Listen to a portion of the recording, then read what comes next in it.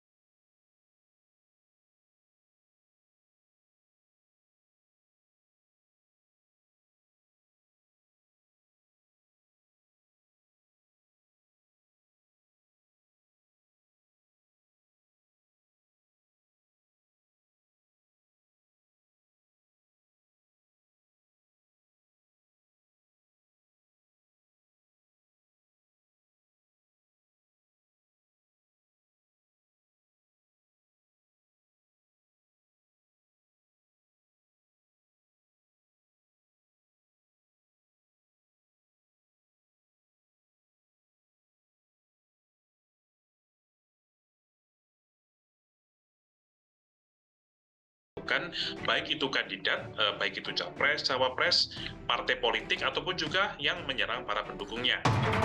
Berita-berita bohong itu umumnya masif digencarkan melalui media sosial.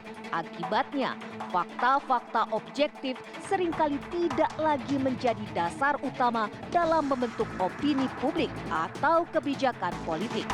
Fenomena yang disebut post-truth inilah yang kemudian menjadi ancaman bagi masyarakat untuk menentukan mana fakta dan mana yang karangan belaka. Mereka bisa membuat isu-isu, mereka bisa membuat propaganda, mereka bisa membuat opini-opini yang fungsinya adalah membolak-balikkan pikiran orang gitu, sehingga harusnya ketika ada preferensi pilihan yang benar, preferensinya berubah gitu. Karena ada begitu banyaknya, begitu masifnya informasi yang nggak benar yang akhirnya membuat kita ini merasa bahwa ini informasi yang benar. Makanya dibilang era post-truth.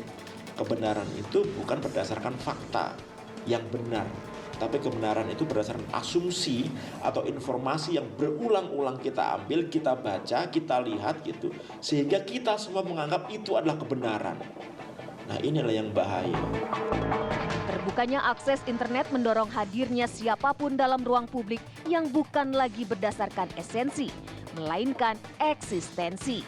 Sifat serba cepat yang ditawarkan pun turut memicu masyarakat menjadi tidak kritis dan irasional dalam mencerna sebuah informasi. Ada 204 juta data pemilih tetap gitu yang nanti akan memilih di pemilu 2024. Artinya apa? Sebagian besar data pemilih ini mereka terkoneksi ke internet. Dan ada sekitar 63 juta orang dalam DPT ini gitu, dari generasi Z, generasi milenial yang sumber informasi utamanya itu adalah media sosial atau media online. Mereka nggak baca koran, mereka nggak lihat TV, mereka nggak melakukan diskusi dan lain-lain gitu, hanya dari media sosial. Kalau media sosial kita dibanjiri informasi-informasi yang nggak benar dari ulah para buzzer ini, tentu saja generasi-generasi yang platform informasinya itu media sosial pasti akan terpengaruh gitu, dan kalau terpengaruh akan merusak demokrasi kita. Maraknya informasi hoax tidak terlepas dari kerja-kerja para buzzer ataupun simpatisan yang terlampau fanatik.